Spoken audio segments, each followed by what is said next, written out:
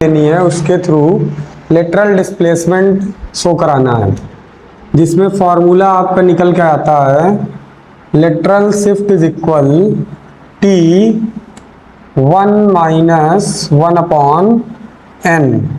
N क्या है आपका? रिफ्रैक्टिव इंडेक्स है। वेयर अगर हम इन लेटर्स की बात करें, एस क्या है? लेटरल डिस्प्लेसमेंट, लेटरल डिस्प्लेसमेंट या डिस्टेंस। टी क्या है बेटा? Thickness of glass slab, thickness of glass slab. And N क्या है? Refractive index, refractive index. ये आपके लेटर्स हैं। अब आपको ये फॉर्मूला प्रूफ करना है। आप चाहे इस फॉर्मूले के थ्रू न्यूमेरिकल लगाइए, या फिर मैंने आपको एक जो आपके चैप्टर में न्यूमेरिकल आया था उसको लगाने का एक दूसरा तरीका भी मैंने बताया था। tan थीटा और sec थीटा के अकॉर्डिंग भी आप उसको लगा सकते हैं। तो आपको ये डायग्राम ध्यान से समझना है। डायग्राम सबसे पहले बना लेते हैं। हम बनाते हैं एक ग्लास स्लैब। सपोज करिए ये आपके पास टी मोटाई की कोई ग्लास स्लैब है। ये हमारी ग्लास स्लैब, इसकी थिकनेस को हमने टी सपोज कर लिया। यहाँ से यहाँ तक की इसकी थिकनेस आपकी टी है। अब सपोज करिए कि इस लाइन में हमारा कोई ऑब्जेक्ट रखा हुआ है। यहाँ पर हमने कोई ऑब्जेक्ट प्लेस किया है। अब इस ग्लास स्लैब की दो सरफेस हैं। एक सरफेस है ये, इसको हमने फर्स्ट सरफेस मान लिया। एक सरफेस है ये, हमने इसको सेकंड सरफेस मान लिया। अब रिफ्रैक्शन आपका दोनों सरफेस से होगा। कल भी हमने बताया था कि कॉन्वेक्स लेंस हो, कॉनकेव लेंस हो, उसमें भी आपका रिफ्रैक्शन दोनों सरफेस से होगा। तो अगर आपने ऑब्जेक्ट को यहाँ कहीं प्लेस कर दिया तो सबसे पहले लाइट रे लेफ्ट साइड से आएगी। लेफ्ट साइड से आने के बाद में इसमें स्ट्राइक करेगी, और स्ट्राइक करने के बाद में इस सरफेस की ओर ट्रेवल करेगी। तो ये हो जाएगी आपकी इंसिडेंट रे। बात समझ में आई? अब इस ग्लास स्लैब में यहाँ पर क्रिएट हो जाएगा नॉर्मल, और नॉर्मल की ओर ये लाइट रे बेंड हो जाएगी। सपोज करिए हमने इसको ऐसे बेंड कर दिया, ये लाइट रे हमारी यहाँ से रिफ्रैक्टेड रे हो गई। अब अगर हम इसको पीछे की ओर बढ़ाएं तो that that that that that that that that that that ये हमारी इमेज कुछ ऐसे बनेगी। अब ये बिल्कुल सीधी नहीं जा रही, इसको थोड़ा सा और अच्छा बनाते हैं। इसको ऐसे करके ऐसे कर दिया हमने, ये हो जाएगी रिफ्रैक्टेड रे, ये हो जाएगी हमारी इमेज। और ये इमेज कैसी है? ये इमेज है हमारी वर्चुअल इमेज है, virtual image.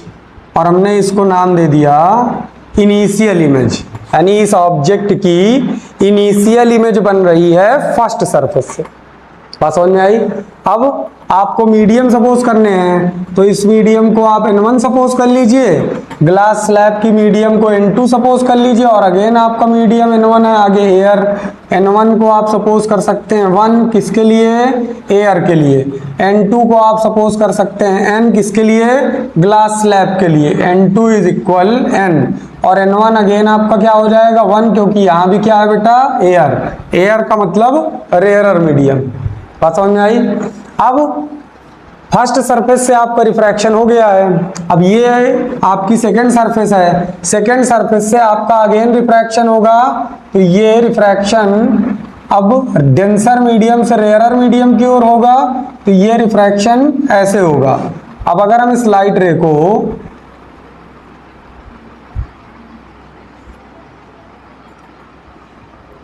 Dash dash dash dash dash dash dash, थोड़ी सी तिरछी हो गई,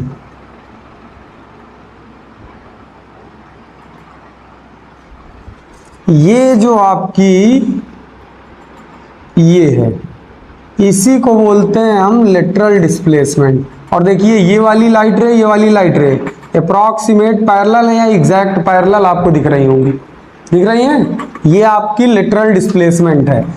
इस ऑब्जेक्ट की जो फाइनल इमेज बनेगी वो यहीं पर बनेगी। इसको हम लिखेंगे IF। IF का मतलब फाइनल इमेज। जब आपके पास दो सरफेस होती हैं तो आपकी एक बार इमेज बनेगी फर्स्ट सरफेस से तो वो हो जाएगी I यानी इनिशियल इमेज। दूसरी आपकी इमेज बनेगी सेकंड सरफेस से, वो हो जाएगी आपकी IF यानी फाइनल इमेज। तो इस ऑब्जेक्ट की रियल इमेज है IF। समझ में आई? रखी है ऑब्जेक्ट यहाँ, इमेज बनेगी यहाँ। तो यहाँ से ये आपका अगेन हो जाएगा रिफ्रैक्शन एंगल। तो आपने मीडियम पहले ही सपोज कर लिए हैं, अब आपको रिफ्रैक्शन शो कराना है अकॉर्डिंग टू स्नेल्स लॉ। अब आपको ये फॉर्मूला प्रूफ करना है जो मैंने आपके सामने यहाँ लिख रखा है। अब ध्यान से देखिए, हम लगाएंगे अकॉर्डिंग टू स्नेल्स लॉ।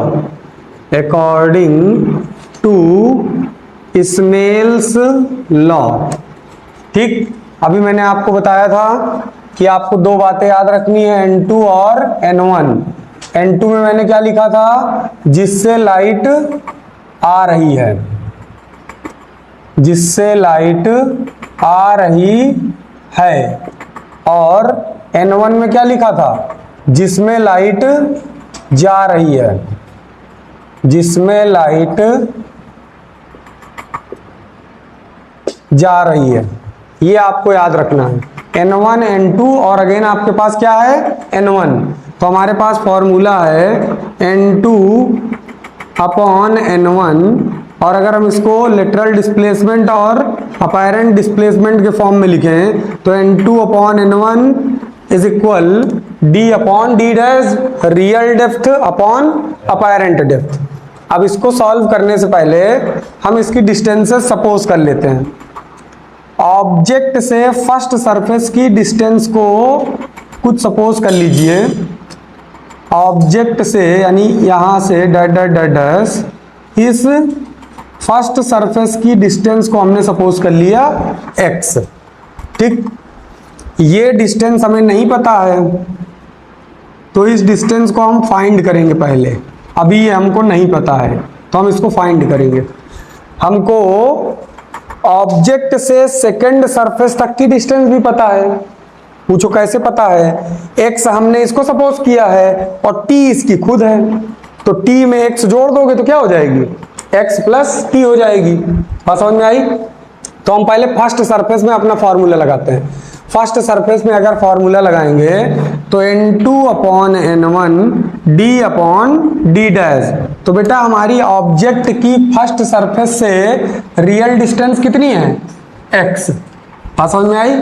हमने जो सपोज किया है उसको हमने क्या सपोज किया है? x सपोज किया है। तो हम D की प्लेस पे लिखेंगे x, D डैश की प्लेस में as it is D dash. और D डैश हमारा क्या है फर्स्ट सरफेस के लिए? यही ये जो हमने अभी लिखा नहीं है, ये है आपका D डैश। इसी को आपको फाइंड करना है कि ये डिस्टेंस कितनी आएगी।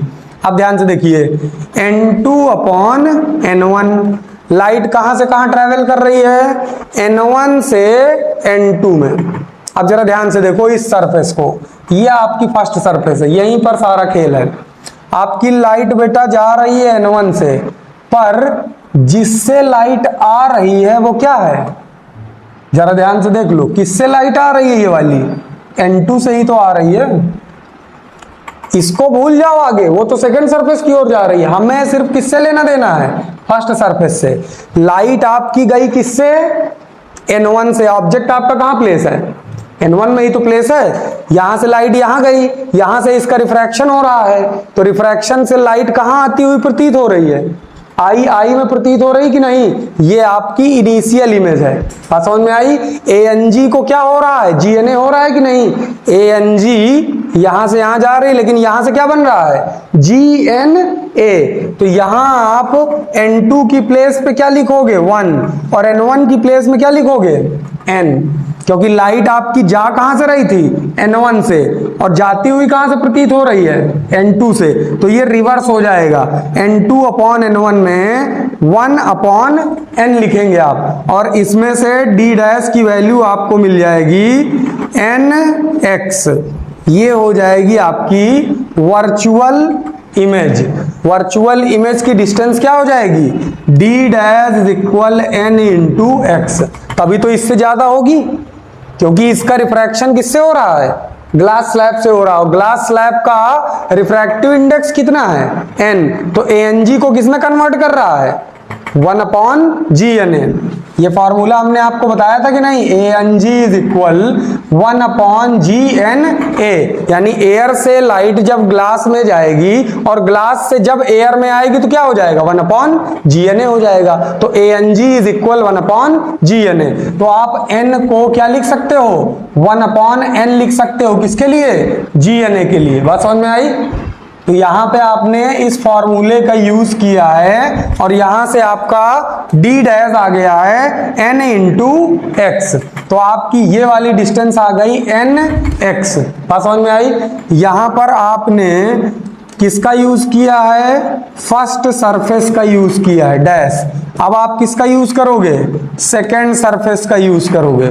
और सेकेंड सरफेस में अगेन यही फॉर्मूला लगाओगे, n2/n1 और d/d डैश।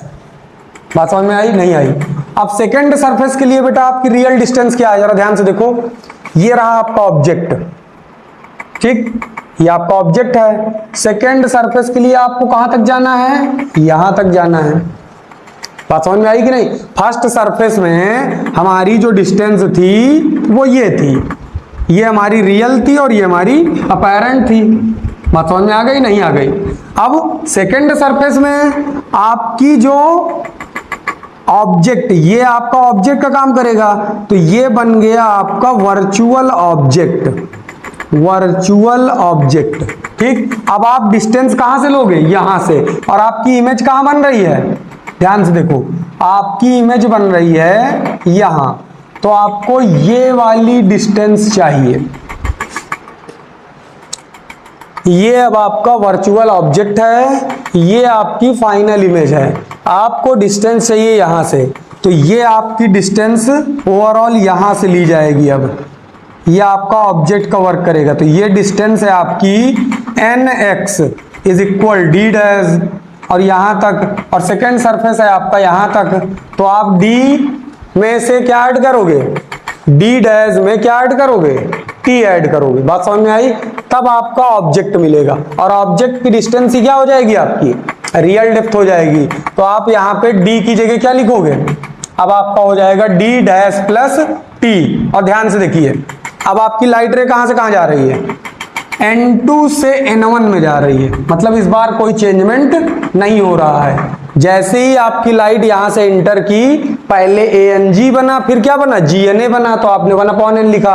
अब आपकी लाइट रे यहां इसी मीडियम से जा रही है और आउटसाइड में इंटर कर रही है। तो ये हो जाएगा आपका n1 और n1 अगेन क्या हो जाएगा, 1। तो आप यहां लिखोगे n2 की जगह n और n1 की जगह लिखोगे 1। और d की जगह क्या लिखोगे, d की जगह आप लिखोगे d dash plus t upon, और नीचे आपकी डिस्टेंस क्या होगी, यही तो हमें फाइंड करना है, d डैश। तो हम यहां से d डैश ना लिख करके पूरी डिस्टेंस लिखते हैं। क्या लिखते हैं, t प्लस nx, ये लिख देते हैं d की प्लेस में। अब इसका क्रॉस मल्टीप्लाई कराएंगे तो क्या आएगा, d dash is equal t plus nx upon n। ये आपकी d डैश की वैल्यू आ गई सेकेंड सरफेस से। आ गई, नहीं आ गई। अब आपको डिस्टेंस मिल गई है। ये d डैश आपका कहां तक है, ध्यान से देखिए, ये d डैश आपका ये है, ये सेकेंड सरफेस के लिए आपका d डैश ये है, जहां पे आपकी फाइनल इमेज बन रही है। बात समझ में आई। अब आप ध्यान से देखो, अब आप इसको कोई ना कोई नाम दे दीजिए। ये इसको मान लीजिए a। आपको डिस्टेंस कौन सी चाहिए लिटरल डिस्प्लेसमेंट के लिए, ये वाली, जहां हम ये डॉटेड लाइन बना रहे हैं, हमको सिर्फ ये डिस्टेंस चाहिए। तो बेटा ध्यान से देखो, अगर हम OA में से, भाई ये वाली डिस्टेंस OA तक ही तो है, इसको यहां पर A मान लो, हमें चाहिए बीच की डिस्टेंस, हमें क्या निकालना है, OIF। हमें सिर्फ ये चाहिए। और ओ आई एफ किसके बराबर है? लेटरल डिस्प्लेसमेंट के बराबर है।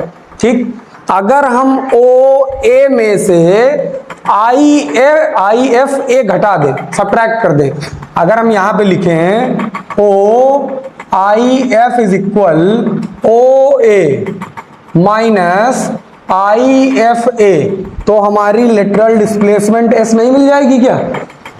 मिल जाएगी कि नहीं मिल जाएगी? अब जरा ध्यान से देखो, यहां पर हमें क्या करना है? Lateral displacement S is equal O A की वैल्यू कितनी है? सबसे पहले ओ ए की वैल्यू देखो कितनी है। ओ ए की वैल्यू कितनी है? ये है आपकी x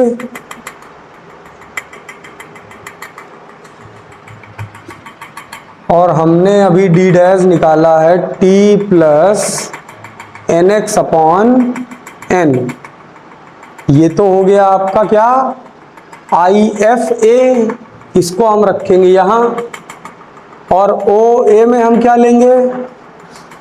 ओ ए में हमारे पास है x, ये डिस्टेंस हो गई, और t ये डिस्टेंस हो गई, तो ओ ए में हमारे पास है x प्लस t, ये है। और आई एफ ए में हमारे पास है ये वाली पूरी value t plus N X upon N, ये पूरी वैल्यू है। बात समझ में आई नहीं आई? ओ ए की प्लेस में हम क्या लेंगे? x plus T.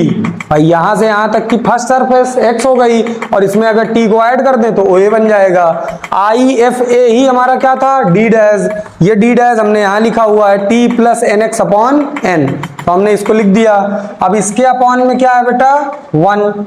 एलसीएम लेंगे, s इज इक्वल, एलसीएम लिया हमने n बन जा n, तो यहाँ इससे मल्टीप्लाई कराएंगे तो ये बन जाएगा N X plus N T minus N से एन कैंसिल हो जाएगा, ये आ जाएगा टी, और माइनस का मल्टीप्लाई अंदर करा देते हैं तो ये बन जाएगा माइनस का एन एक्स। ये लाइन समझ में आई नहीं आई?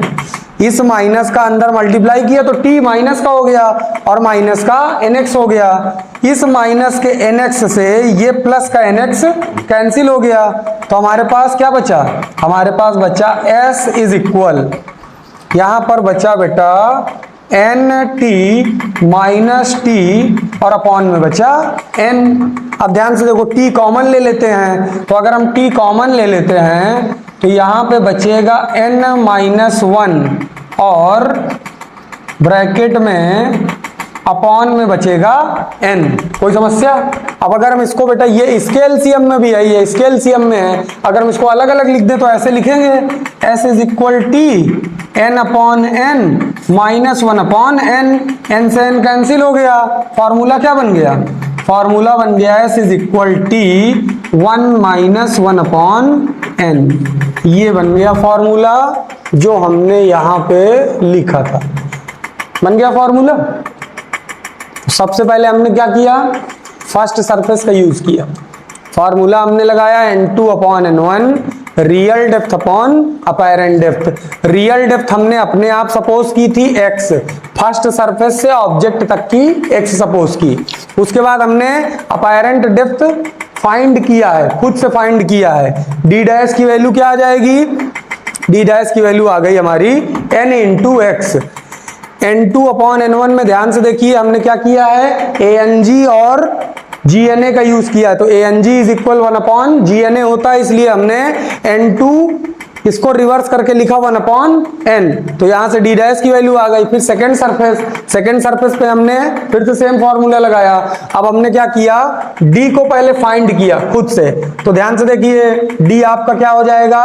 आपका जो d है वो यहां पर कितना बनेगा? x प्लस t, और यहाँ पे इसके लिए वर्चुअल ऑब्जेक्ट ये था, तो अब आपकी ऑब्जेक्ट ये ना हो करके कौन बन जाएगी?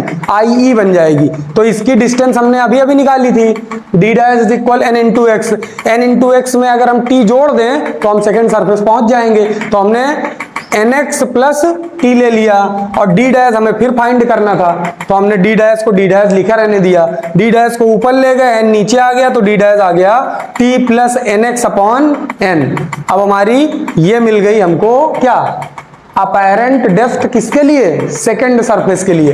तो ये हमारी अपैरेंट डेप्थ हो जाएगी फाइनल इमेज से सेकंड सरफेस तक, तो हमने इसको लिख दिया। अब हमारी सारी डिस्टेंसेस लगभग मिल गई हमको, तो हमने OA में से IFA को घटा दिया और हमें यही तो चाहिए था, O और IF के बीच की डिस्टेंस। तो हमने यहाँ पर आपको इंडिकेट भी किया है कि OIF क्या है, यही लिटरल डिस्प्लेसमेंट है, और इसको अगर आपको फाइंड करना है तो OA में से IFA घटा दीजिए। तो OA हमारी किसके बराबर हो जाएगी, O से फर्स्ट सरफेस, फर्स्ट सरफेस से सेकंड सरफेस, तो फर्स्ट सरफेस x है और सेकंड सरफेस के बीच की डिस्टेंस t है, तो x में से t ऐड कर दिया तो x प्लस टी, और d डैश दूसरे वाले के लिए साफ साफ लिखा हुआ है t plus nx upon n, इससे इसको घटा दिया, हमने एलसीएम लिया, एलसीएम लेने के बाद जो कट गया उसको काट दिया, जो कॉमन बचा उसको कॉमन ले लिया, n से n कैंसिल, बचा यहाँ 1 अपॉन n।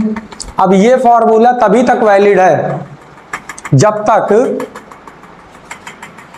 इसका और इसका मीडियम सेम है, मतलब ग्लास स्लैब के बोथ साइड का मीडियम अगर सेम है तो ही ये फॉर्मूला वैलिड है। इन केस अगर मान लीजिए ग्लास स्लैब के दोनों तरफ का मीडियम सेम नहीं है तो ये फॉर्मूला बन जाता है S is equal to 1 minus, फिर यहाँ पे आपको रिफ्रैक्टिव इंडेक्स लेना है सराउंडिंग का, n surrounding upon n glass slab. अब फॉर्मूला ये हो जाएगा, बहुत ज्यादा चेंजमेंट नहीं होगा। अगर आपके ग्लास स्लैब के उस साइड का मीडियम चेंज हो गया है तो आपको क्या करना है, lateral shift is equal T क्या है, थिकनेस, उस स्लैब की मोटाई, 1 minus n surrounding upon n glass slab. तो n भी क्या है, रिफ्रैक्टिव इंडेक्स किसका, ग्लास स्लैब का, n क्या है, रिफ्रैक्टिव इंडेक्स किसका, सराउंडिंग का। बात समझ में आई। और अगर दोनों तरफ मीडियम सेम है तो कोई दिक्कत ही नहीं, फिर तो यही फॉर्मूला लगाना है, S is equal to 1 minus 1 upon n, और सीधे से आपका आंसर आएगा। वहां पे हमने जो दुनिया भर का बवाल किया था ना, वो सब करने की कुछ जरूरत ही नहीं थी, सीधा रिफ्रैक्टिव इंडेक्स रखो, ग्लास स्लैब की मोटाई रखो, तुरंत आंसर पाओ। बात समझ में आई, नहीं आई अभी, नोट करिए।